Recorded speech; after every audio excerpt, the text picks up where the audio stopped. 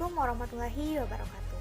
Perkenalkan, nama saya Erika Ramanitanda. Saya adalah salah satu mahasiswi semester 6 program studi Teknik Informatika Universitas Hairun, Kota Tangerang. Di video kali ini, saya akan membahas mengenai topik riset atau topik penelitian, yaitu data mining, di mana data mining ini sedang saya gunakan pada penelitian saya. Saya menggunakan salah satu metode dalam data mining ini untuk mengklasifikasikan penyimpangan tumbuh kembang anak. Sebelum kita masuk kepada pembahasan penelitian, saya akan memberikan sedikit pemahaman mengenai apa itu data mining. Untuk teman-teman ketahui, data mining adalah proses yang menggunakan teknik statistik, matematika, kecerdasan buatan, dan machine learning untuk mengekstraksi dan mengidentifikasi informasi yang bermanfaat dan pengetahuan yang terkait dari berbagai database besar. Istilah data mining memiliki hakikat sebagai disiplin ilmu yang tujuan utamanya adalah untuk menemukan, menggali, atau menambang pengetahuan dari data atau informasi yang kita miliki. Data mining sering juga disebut sebagai knowledge discovery in database atau yang disingkat menjadi KDD. Adapun tujuan dari data mining adalah sebagai berikut. 1. Explanatory, yaitu untuk menjelaskan beberapa kegiatan observasi atau satu kondisi. 2. Confirmatory, yaitu untuk mengkonfirmasikan suatu hipotesis yang telah ada. Dan yang ketiga adalah exploratory, yaitu untuk menganalisis data baru suatu relasi yang janggal. Pengelompokan data mining dibagi menjadi dua kelompok utama, yaitu descriptive mining dan predictive mining. Descriptive mining adalah suatu proses untuk menemukan karakteristik penting dari data dalam suatu basis data. Teknik dari data mining yang termasuk descriptive mining adalah clustering, association, dan sequential mining. Sedangkan predictive mining adalah suatu proses untuk menemukan pola dari data dengan menggunakan beberapa variabel lain di masa depan. Salah satu teknik yang terdapat dalam predictive mining adalah klasifikasi atau classification. Pengelompokan data mining berdasarkan tugas yang dapat dilakukan, yaitu deskripsi, estimasi, prediksi, klasifikasi, clustering, dan asosiasi. Baik, sekarang kita sampai pada pembahasan mengenai penelitian yang sedang saya lakukan, yaitu dengan judul penerapan metode support vector mesin atau SVM pada klasifikasi penyimpangan tumbuh kembang anak. Pada dasarnya, di setiap kehidupannya, manusia mengalami berbagai tahapan tumbuh kembang dan setiap perubahan mempunyai ciri-ciri tertentu. Tahapan yang paling perlu diperhatikan pada masa tumbuh kembang adalah tahapan masa anak-anak. Masa tumbuh kembang anak adalah masa yang sangat beresiko bagi setiap kehidupan anak. Maka sangat penting untuk memperhatikan semua aspek yang mendukung dan yang mempengaruhi pertumbuhan dan perkembangan anak. Tahun-tahun pertama perkembangan seorang anak menjadi fase yang sangat penting dalam hal tumbuh kembang mental dan psikososial yang berjalan dengan cepat sehingga keberhasilan tahun-tahun pertama untuk sebagian besar menentukan masa depan anak sebagai generasi penerus bangsa.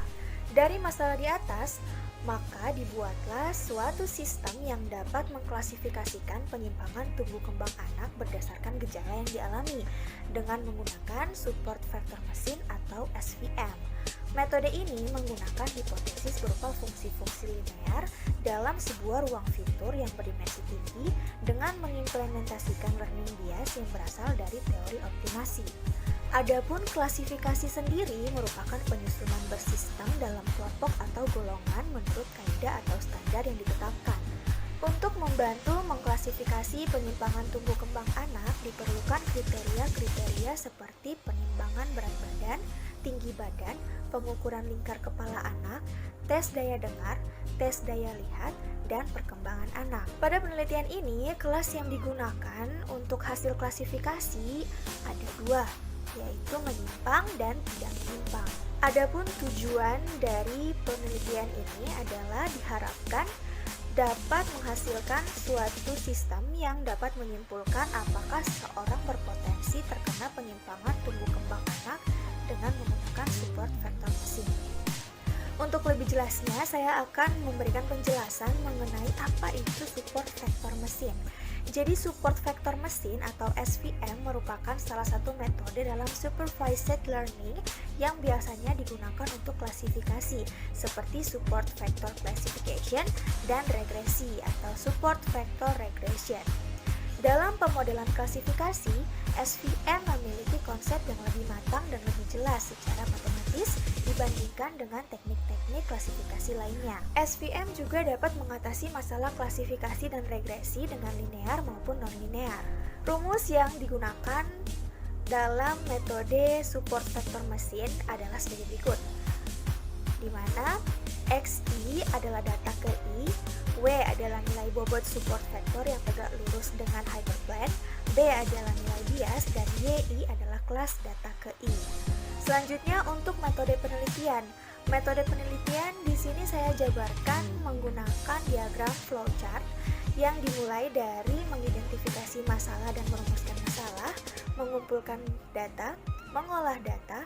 Jika data sesuai, maka saya langsung mengimplementasikannya dalam rumus, kemudian melakukan pengujian metode, pembuatan sistem, dan yang terakhir penerapan sistem. Untuk metode pengumpulan data, saya menggunakan 3 metode, yaitu observasi, interview atau wawancara, dan studi pustaka. Dan untuk implementasi metode SVM, saya jabarkan menggunakan diagram flowchart yang dimulai dari data input, kemudian data cleaning, lalu statistika deskriptif, dan kemudian terdapat 2 data, yaitu data testing dan data training. Data testing ini digunakan untuk menguji kebenaran dari suatu data menggunakan rumus dari metode SVM. Sedangkan untuk data training digunakan untuk mencari hasil baru dari klasifikasi yang akan digunakan. Untuk mendapatkan hasil dari data training ini, diperlukan pengujian menggunakan linear kernel, RBF kernel, dan polynomial kernel. Kemudian masuk pada proses training, lalu confusion matrix, kemudian akurasi, dan yang terakhir fungsi kernel terbaik. Kemudian di sini saya mempunyai data sampel yang sudah ada status klasifikasinya.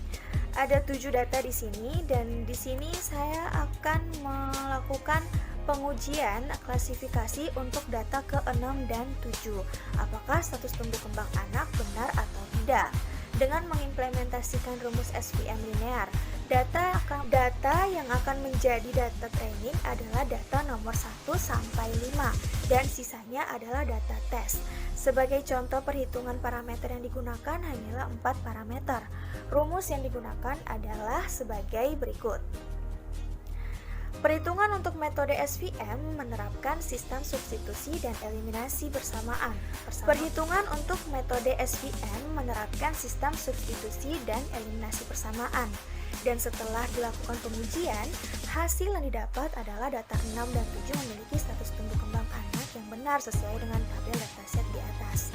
Dengan begitu dapat disimpulkan bahwa metode SVM memiliki nilai akurasi dan dapat diterapkan untuk mengklasifikasi penyimpangan tumbuh kembang anak. Baik, demikian yang dapat saya sampaikan pada video kali ini, sedikit pembahasan mengenai penelitian yang sedang saya lakukan. Lebih kurangnya saya mohon maaf. Terima kasih sudah menonton video ini. Assalamualaikum warahmatullahi wabarakatuh.